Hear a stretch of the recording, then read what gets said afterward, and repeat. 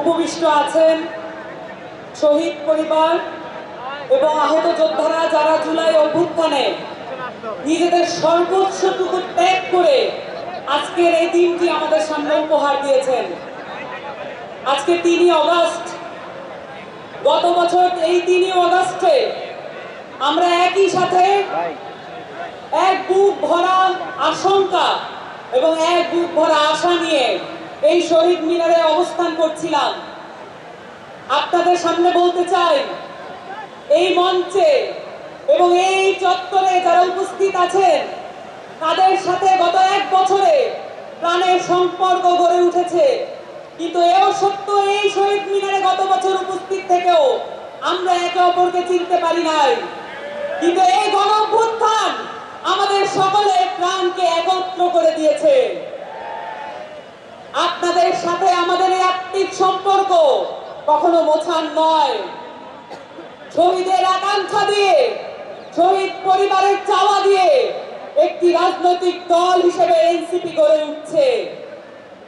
আহতদের পরামর্শের ভিত্তিতে এনসিপি গড়ে উঠছে এবং সেই সাথে প্রতিটি জেলায় যত ভাই বোনেরা রাস্তায় নেমে এসেছিলেন, যত শহীদ পরিবাররা আমাদের সাথে দেখা করার জন্য আকাঙ্ক্ষা নিয়ে বসেছিলেন, সকলের সাথে আমরা দেখা করে এসেছি।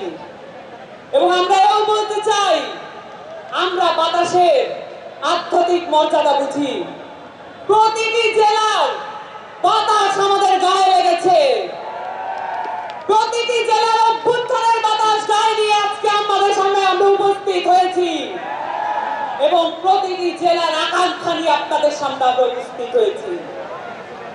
এই আকাঙ্ক্ষার ভিত্তিতে এনসিপি গড়ে উঠছে এবং এই আকাঙ্ক্ষার ভিত্তিতে আমাদের ইশতেহার আপনাদের সামনে আজকে প্রেজেন্ট করা হবে।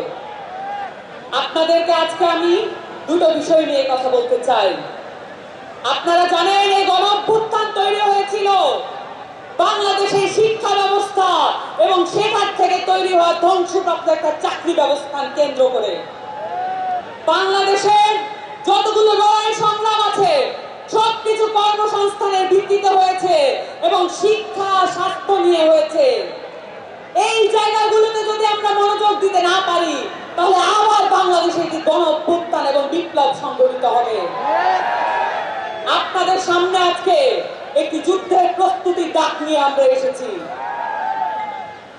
শিক্ষা এবং স্বাস্থ্য, সেই সাথে আমাদের সংস্কৃতিকে অবহেলা করার কোনো সুযোগ নাই। আপনারা জানেন, বাংলাদেশ আওয়ামী লীগ, এই ফ্যাসিস্ট দলটি বাংলাদেশের শিক্ষা এবং বাংলাদেশের সংস্কৃতিকে ধ্বংসপ্রাপ্ত করার জন্য বাংলাদেশের প্রত্যেকটা রাষ্ট্রীয় প্রতিষ্ঠানকে ব্যবহৃত করেছে। এই রাষ্ট্রীয় প্রতিষ্ঠানগুলোকে আমাদের মুক্ত করতে হবে। আমরা এটা জানি, শিক্ষার সাথে একমতের সম্পর্ক। আমরা আমাদের বাংলাদেশের নতুন উদ্ভাবনী ক্ষমতা একমতের সাথে সম্পর্কিত করতে চাই।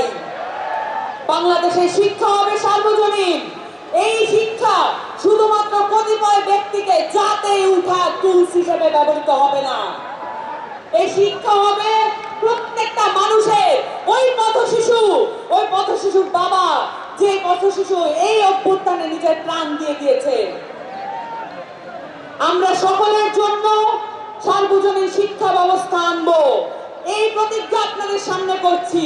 এবং সেই সাথে বাংলাদেশের এই আওয়ামী লীগ বাংলাদেশের সংস্কৃতিকে, বাংলাদেশের মাটি ও মানুষের সংস্কৃতিকে ভুলুণ্ঠিত করে এখানে রাষ্ট্রীয় রোশনালে, রাষ্ট্রীয় পৃষ্ঠপোষকতায় আমরা দেখেছি বিদেশে অনেক সংস্কৃতি আমাদের দেশে আনার চেষ্টা করেছে।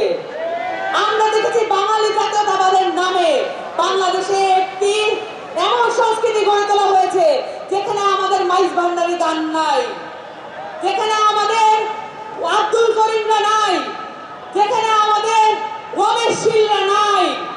আমরা এমন সংস্কৃতি গড়ে তুলতে চাই যেখানে আমাদের গণঅভ্যুত্থানের কথা লেখা থাকবে, যেখানে আমাদের গণঅভ্যুত্থানের সংস্কৃতি লেখা থাকবে। এবং সেই সাথে আপনাদের সামনে আজকে ঘোষণা দিতে চাই, বাংলার এই ইয়াজিদ শেখ হাসিনার বিচার আমাদের সকলে মিলে আদায় করে থাকতে হবে। এই ইয়াজিদ শেখ হাসিনা বাংলাদেশের মাটিতে বিচারের আওতায় আসবে।